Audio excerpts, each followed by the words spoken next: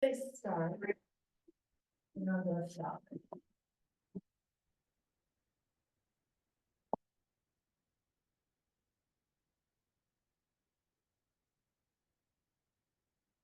Did you come from another town? New Jersey. This is a March 5th, 2024 special meeting of the Fairhaven Zoning Board of Adjustment.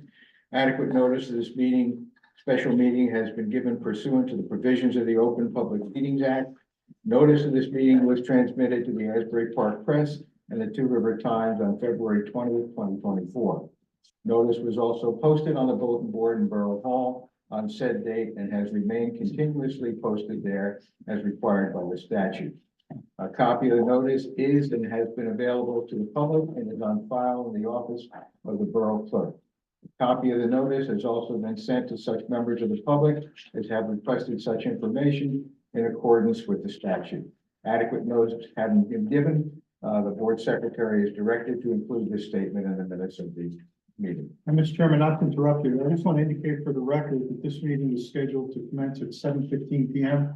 It's also listed on the agenda at that time, as well as in the notice that were sent out for the meeting. We waited an extra 10 minutes and we commenced at 7:25 when we began reading the Open Public Meetings Act announcement. Thank you. Okay, roll call, please, Sheila. Mrs. Dan. Here. Mr. Richard. Mr. Bryan. Here. Mr. Forte. Here. Dr. Walker. Here. Mr. Kinsella. Here. Mr. Schmidt. Here. All right, please join me in the salute to the flag. I Pledge allegiance to the flag of the United States of America and to the republic for which it stands, one nation, under God, indivisible, with liberty and justice for all. Mr. Irene, do we have the necessary number of board members to vote on this application? Mr. Chairman, we have a quorum, and the record should also reflect that out of an abundance of caution, it's a Whispering Woods hearing when Ms. Krimko puts her appearance on the record in a few minutes, we'll let her introduce the matter. But out of an abundance of caution, any of the board members that were not here at either of the prior proceedings, the initial application, have reviewed the record, and we have the certifications in the file. I believe Mr. Kinsella, Mr. Forte, and Ms. Dan. Is that correct, Cheryl? Yes. That's We have those in the file. Okay, the other board members were present at the prior proceeding. So yes, we have a quorum. This is just bulk variance relief, so it's simple majority is required. And if I may, Mr. Chairman. Perfect timing, Mr. Gazarovski. Okay, Mr. Gazarovski has joined the board. We'll let Ms. Krimko put her appearance on the record, and then we'll attend to any housekeeping matters, and then we'll get into the hearing itself. This is the Whispering Woods hearing, Santos versus the Fairhaven Zoning Board and Paola Personette, 78 Pine Cove Road, block 78, lot 13.07, zone R30. Good evening, Mr. Chairman, members of the board, Jennifer Krimko from Ansel Grimm and Aaron here on behalf of the applicant. By way of very brief reminder, because I know the new members have already been tortured enough by having to listen to the tape or reviewing the transcript. This was an application that came before you. We bifurcated it. One was for additions to the house, which was approved separately. We came back for the pool. The Santoses did appear as objectors at both meetings with counsel, Mr. Gazarovski, at the second meeting. The board did grant the pool in the location where it was proposed and the variances related to it. The Santoses appealed through their attorney to the Superior Court of New Jersey, challenging both approvals. And during the process of that litigation, your attorney, Mr. Gazarovski, and myself were able to work out a settlement amongst the parties, which was a signed consent order, which was submitted as part of the application, and you do have it in your packet, which basically essentially has us relocating the pool to the other side of the property, which we'll get into in a little more detail. And as you know, anytime you settle litigation from a prerogative writ, you have to come back and have what we're doing now, Whispering Woods hearing, where the board formally would vote on the settlement. It's basically it's a pre-settlement until the board has a hearing on it. So with that, I have a few things to move in and then we'll jump right into it. And before we start marking exhibits, let the record reflect that I reviewed the notice materials. It's a Whispering Woods hearing. But again, the applicant is required to present the matter at a public hearing, which we're doing right now, on notice since the parties, which they have done. And then the board will deliberate when the hearing's over and you'll vote. You're not required to approve it. If you approve it, the litigation essentially goes away. It just becomes dismissed with prejudice. If you deny what's before you now, the plaintiff in the litigation, neighbor, Mr. Santos, would have a right to reinstate the litigation. Okay? But as I said, it's a public hearing on notice. The applicant has issued new statutory notice for tonight's meeting. I reviewed it. It appears to be in order. Does anyone have any problems with the notice, not the merits on the case? Any issue with regard to the notice? Let the record reflect no response. The board has jurisdiction here and consider the matter. We're going to swear Mr. Rizzo, our professional engineer. Raise your hand. You do swear to testify to the board of the truth, the whole truth, and nothing but the truth. I do. Thank you so much.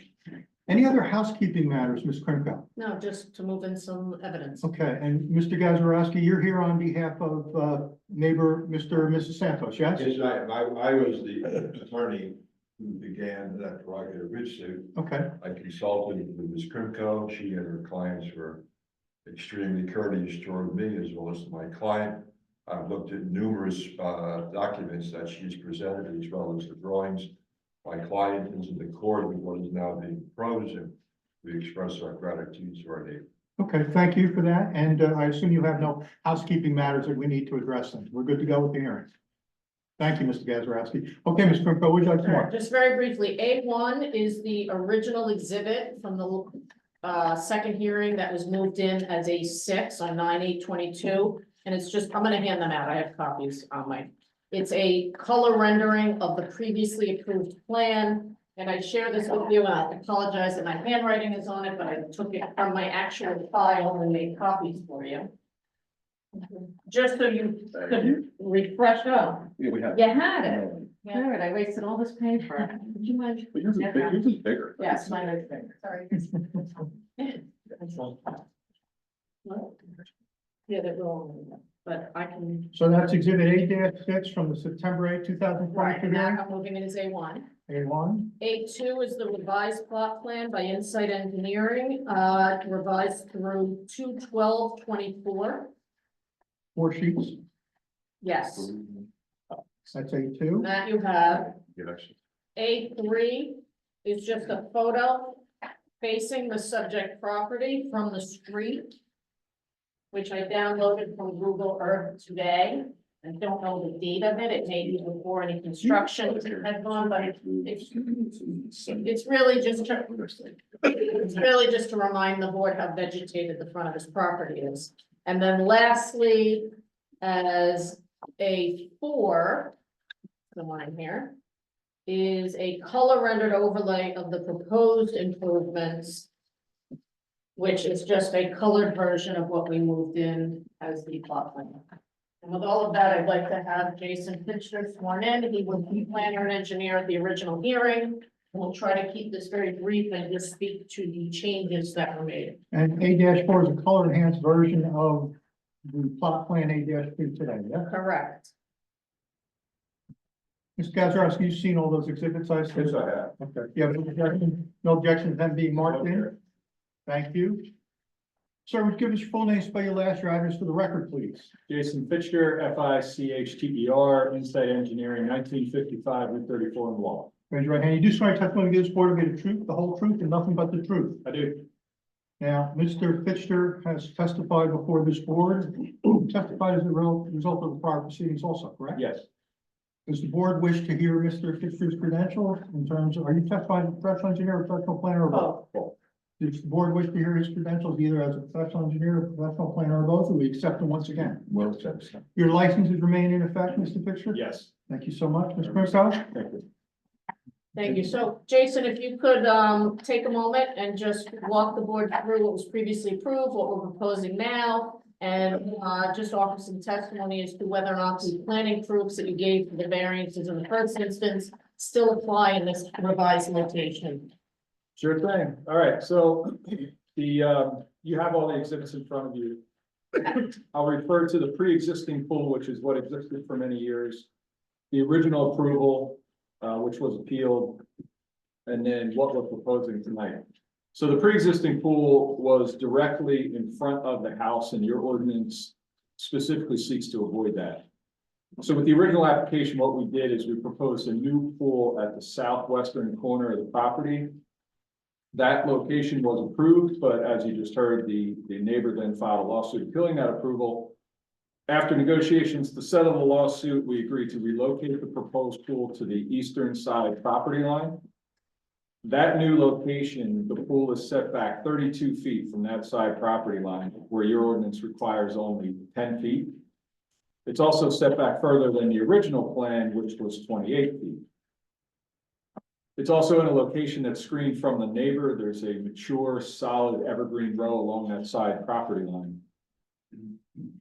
As a result of this plan change, we also revised the driveway to straighten it out, because today there's an unnecessary 90-degree turn in that driveway. So and it's in close proximity to the proposed pool, so we realigned that driveway. And you can actually see that under the green shading on 8-4 where the existing driveway is. Correct, yep.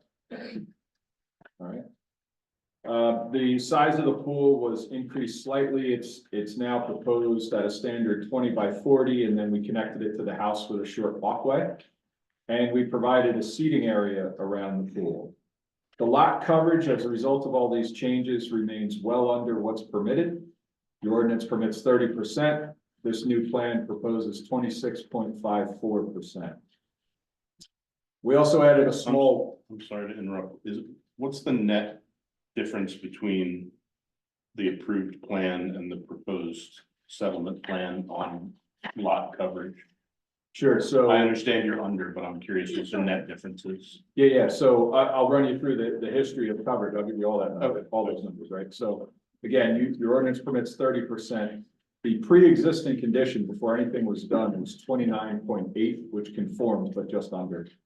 The original approval had 26.16% coverage, and we're now proposing 26.54. So darn close to the same as it was on the original plan, up a tick. Thank you. Sure.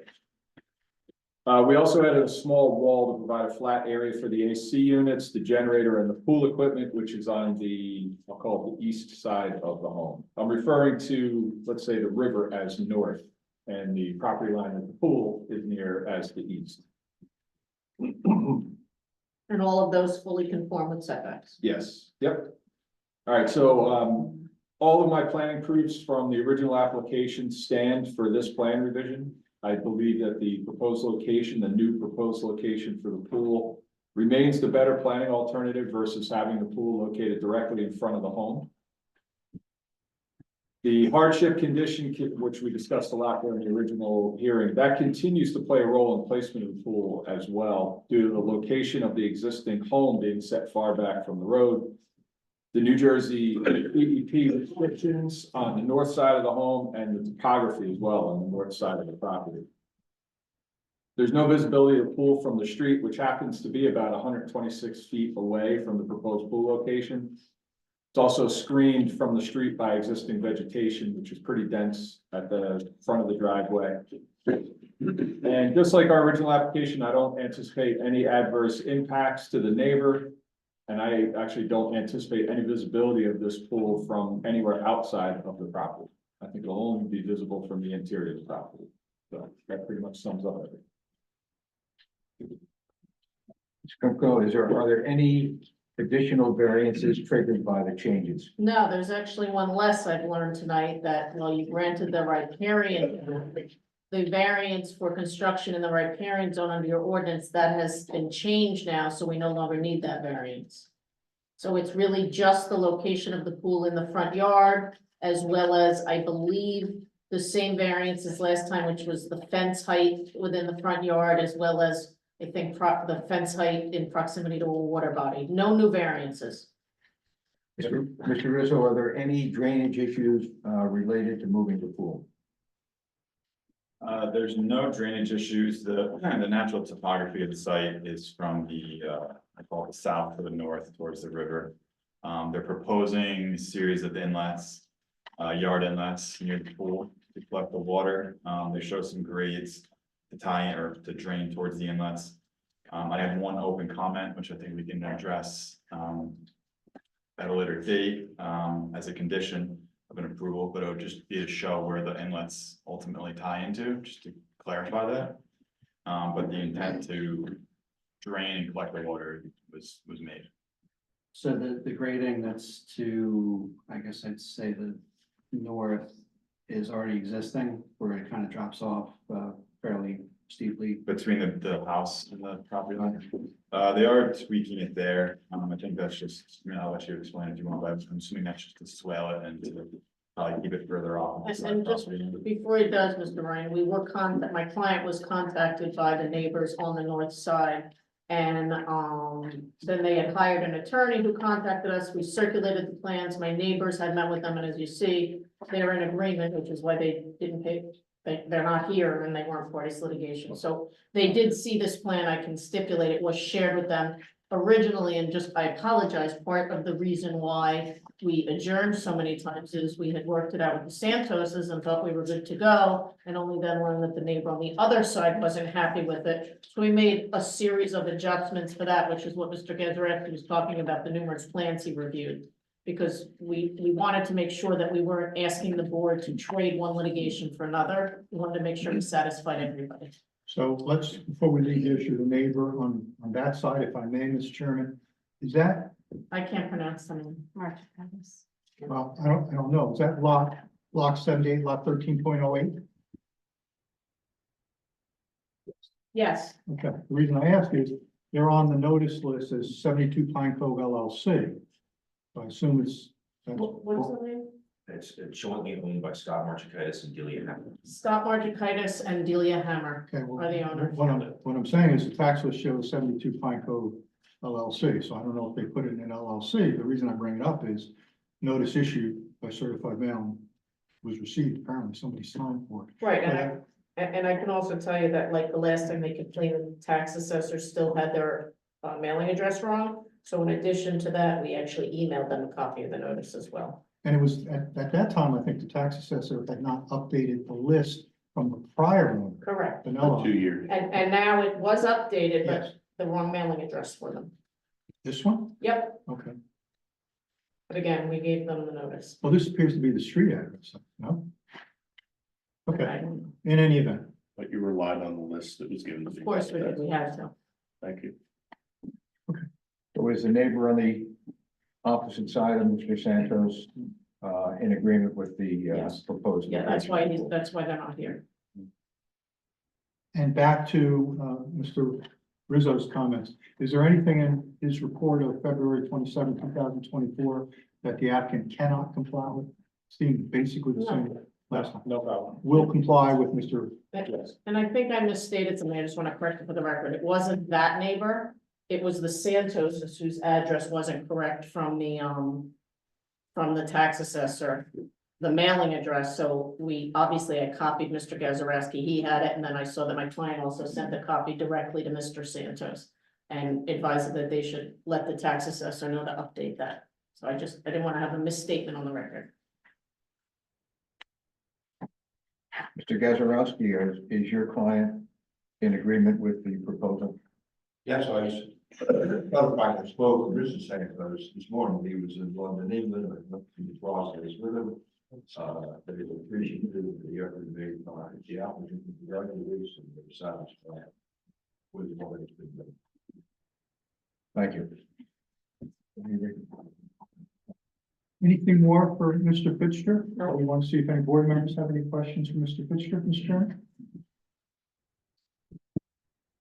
Believe from a planning perspective that this is a better option than the original approved.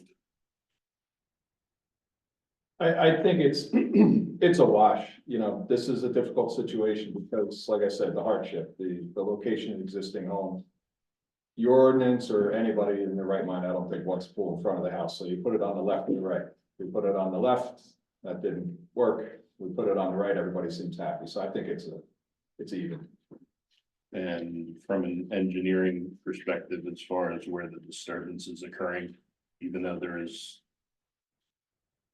a different riparian buffer ordinance in effect here now. Do you believe that putting this on that side of the property closer to the river is a better option than locating it where it was when it was approved? But again, I think that's a wash. Your ordinance may have changed, but the DEP hasn't. They still regulate that riparian zone, which might be why you guys let it go, because they're pretty unrelenting. So that riparian zone will be protected. And the reason that this will be okay is because it's previously developed and previously disturbed. So that's a wash as well. And there's no concern with the shift in the grade over on that corner of the property? It's not so much a shift as it is just contouring the land gently. There's already a steep slope there. We're just contouring it, like Mr. Rizzo said, to swale the water, get it down to the river without going to the neighbor's property.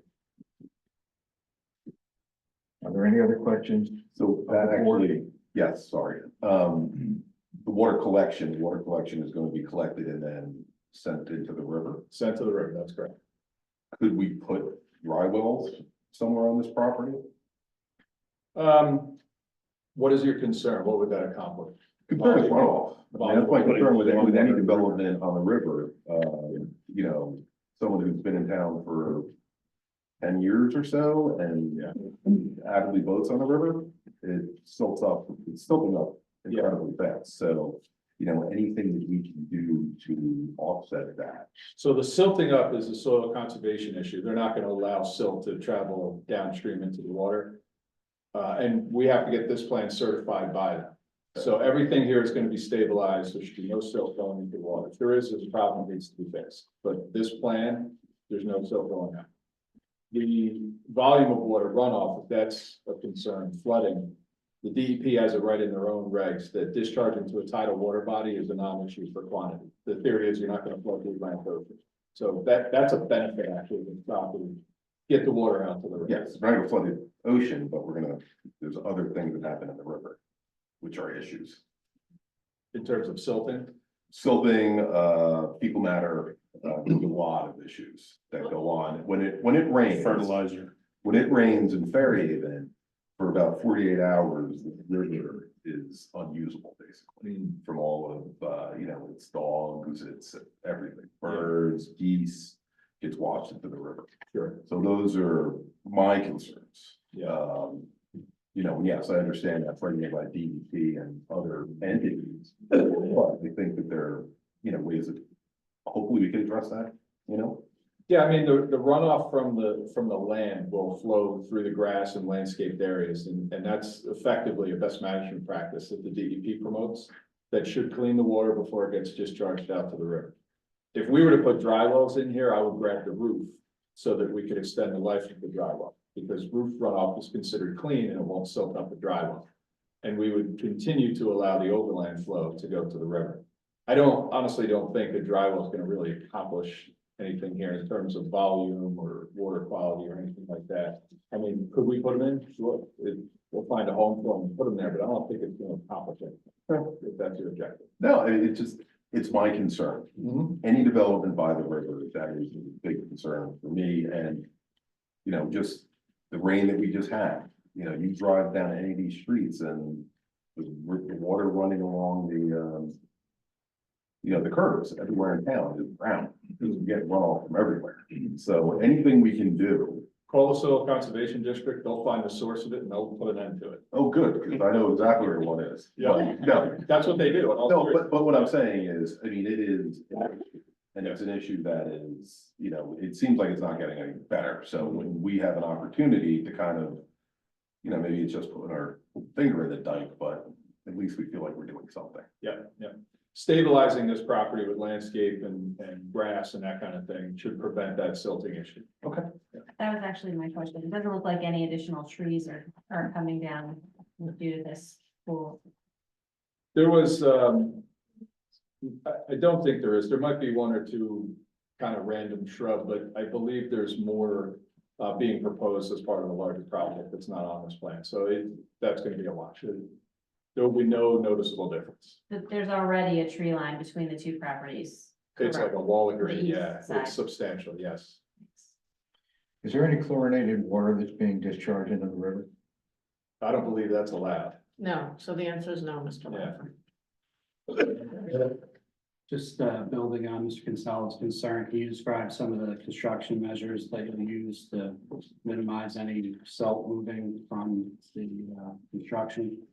I assume silt fence and then. Yep, so in the plan set that we submitted, sheet 3 of 4, that's the soil erosion and sediment control plan. Right. And that has all those measures on there, and that's the one that has to be certified by the soil conservation district. Right, and on that slope, it's kind of steep on the north, is there a road mat that gets installed, because the vegetation is starting to? It's not that steep that it requires that, it doesn't have that amount of volume that requires it. It's a mild enough slope that grass does the trick. Got it. Yeah. Okay. So the silt fence will go up during construction while the soil is exposed. Once the grass is established, the silt fence can come out. Gotcha.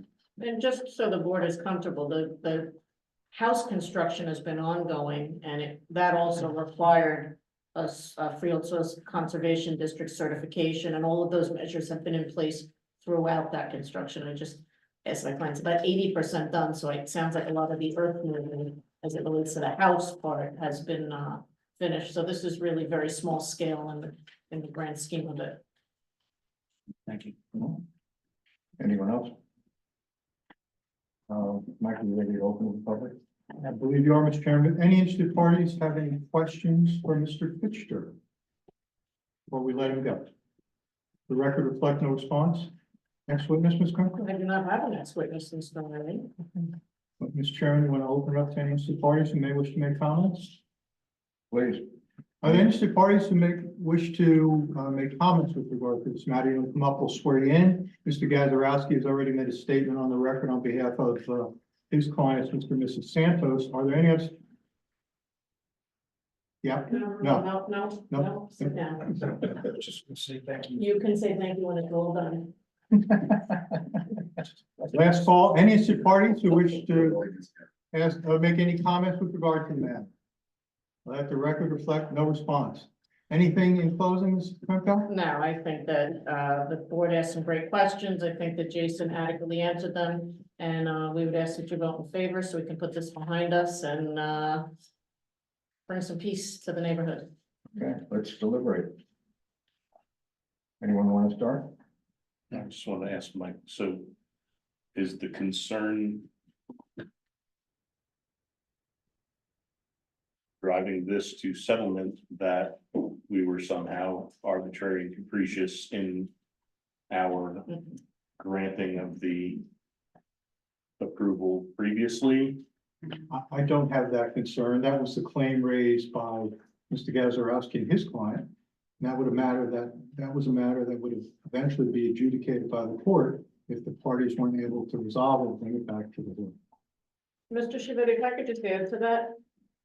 Mr. Irene was more of a passive participant in the settlement.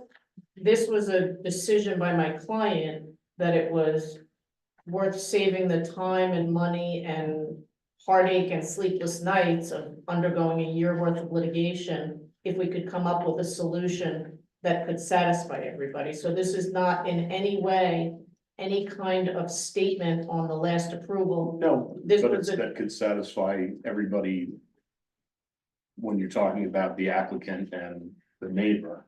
Right, and that's, But and now once, you're here to see if it satisfies. correct, the so, board. right, so once we came to an agreement, I reached out to Mr. Irene, which is why we are here, but again, this is in no way a statement on your last decision. This was a, rather than keeping the gloves on, we've come up with a solution that we hope you agree with.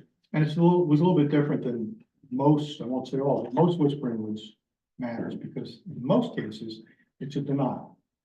And then the applicant who was denied sues the board and you embark in litigation. And then there's usually some discussion from applicant's counsel with board counsel. Is there anything that might make it more palatable? Can we come back? Can we move things around? And obviously, the ultimate decision remains with the board. But in this case, the application is approved. Ms. Krimko then engaged with Mr. Gazarovski on behalf of the neighbor on that side. And as you heard Ms.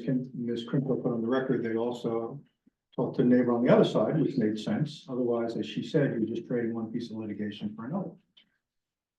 And as a result of the discussion among the three attorneys out there, they asked to bring it back for the board until we got here. But Mr. Gibbity, that's also why I brought Jason back to put the proofs on the record as to this location. Because I didn't want you to think that just because we settled it, that the board should accept it. We wanted you to understand that from a professional standpoint, from a planner and engineer, it works in this location also. It just wasn't the first choice of my client. And one of the difficulties is you can't have a pool in the front yard. In this case, all the available properties in the front yard, under the ordinance, the way the ordinance defines it. There go the hardship that Mr. Fisher was discussing, both last time and this time. Anything else from the board? Deliberation? I mean, I think I wasn't here last go around. I spent a painstaking amount of time listening to the audio clips, and I think, you know, we always advocate for a solution where the neighbors can come together. Obviously, don't want it to see, you know, not great to see it go to litigation, but the fact that it's amenable to all parties, I think, Mr. Fitchker, we appreciate you submitting the proofs and going through it. I'm amenable to it as is. So thank you for your time. Nothing really to add, Mr. Chairman. Well, yeah, no, my only concern, and then we're gonna be really concerned, I just like to hear that they're, you know, those things are being addressed, and I think you did a great job of that. I'm very happy that this was worked out amongst the neighbors, and I'm also very happy to put my support behind this and hopefully put this behind us and let everybody move forward. Mr. D'Angelo? I agree. I think it's great that a resolution was reached and everyone is seemingly in agreement. I want to thank the parties for getting together and resolving this issue. I think that that was an appropriate thing to do, as well as to engage the neighbor on the opposite side. And if there's no other people to be heard, then let's put this up to a vote. Al, did you add anything? Yeah, I just think that the approval was the better option. And that to take second best to that to appease someone who just wants the pool farther from their house than their pool is from the applicant's house, you know, isn't the right reason to change that. Why do you feel that the first location is better out? Just curious. Yeah, I feel like it was a more appropriate site on the property. I thought that keeping it away from the river, despite the change in the riparian ordinance in town, you know, I still would like to see less really immediately close to the river and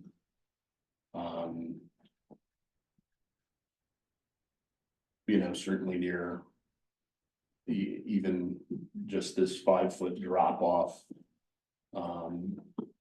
towards the river, just because of the stability of these banks is, I've seen it go to hell in this area a number of times. And just, I thought that we went through a good process during the application and that it was well reasoned and you know, despite the fact that I had my issues with the riparian ordinance, thought that it was cited better in the application than it was sitting where it was directly in front of the house or over here, more in the front yard, as you see the property as opposed to the technical definition of the front yard of the house. Mr. Chair, can I, So, I know it's out of whatever, can I just take a moment and address a couple of things that Mr. Chiavetti said? Sure. Okay, I appreciate that. My client thought that the other location was a better location also, but that doesn't mean that what you're deeming second best is a bad location. And that's why we came before you with an engineer and a planner to explain all the reasons why it's still a really good location and why it's justified, and I know that you stand behind your last approval, but do you stand behind it at the expense of the taxpayers to challenge a litigation that all the parties agree on? So I think that that's the balance you have to look at is, I understand what you're saying, and I don't disagree with you, but we don't pay for for Mike to continue the litigation, so you'd be fighting the taxpayers would, if you don't approve this, the taxpayers would be paying to fight a litigation that the parties most impacted by it have resolved.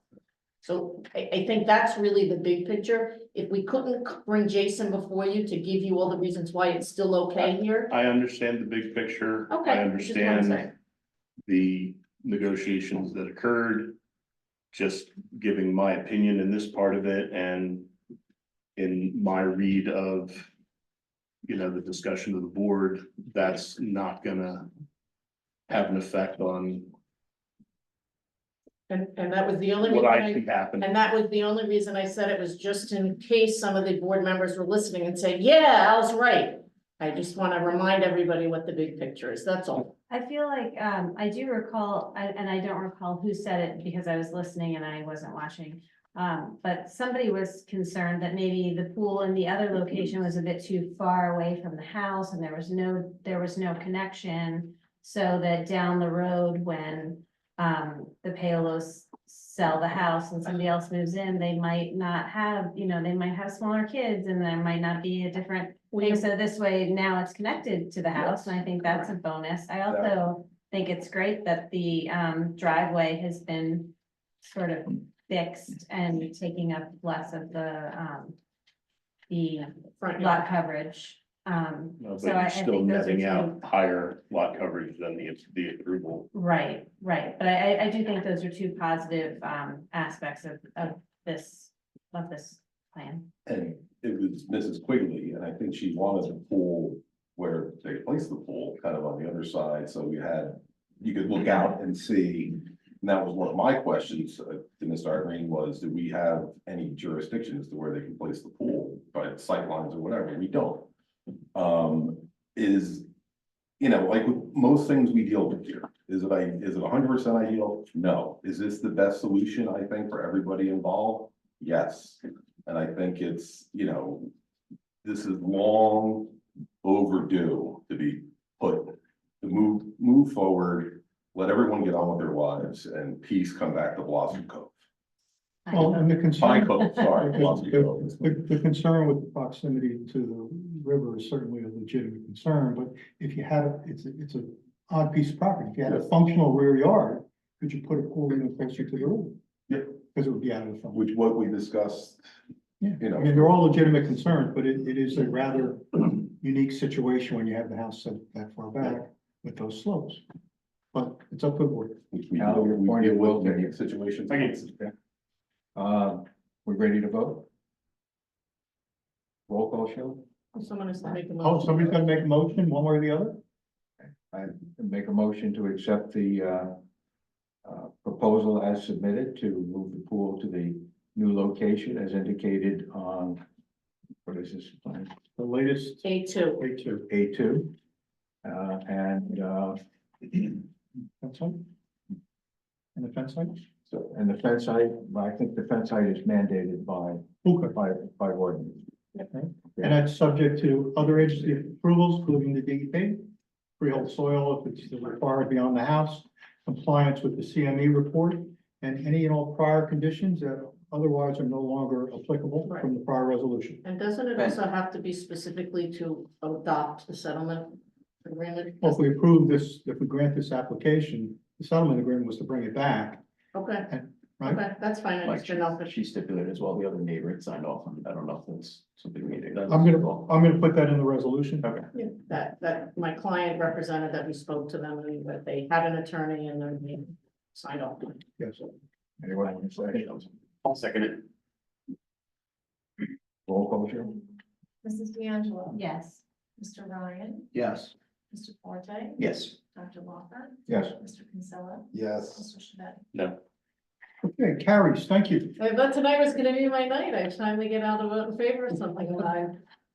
Thank you, everybody. Thank you. Thank you. Thank you, I appreciate you taking the time and then. Yeah, you could say whatever you And- want. For having a special meeting in here, and thank you so much for the time. The marked exhibits, Sheila, do have you have everything. it? We've got everything, thank you. Thank you, everybody, have a nice night. Everybody voting against you now, as I am voting I know, for you the last time.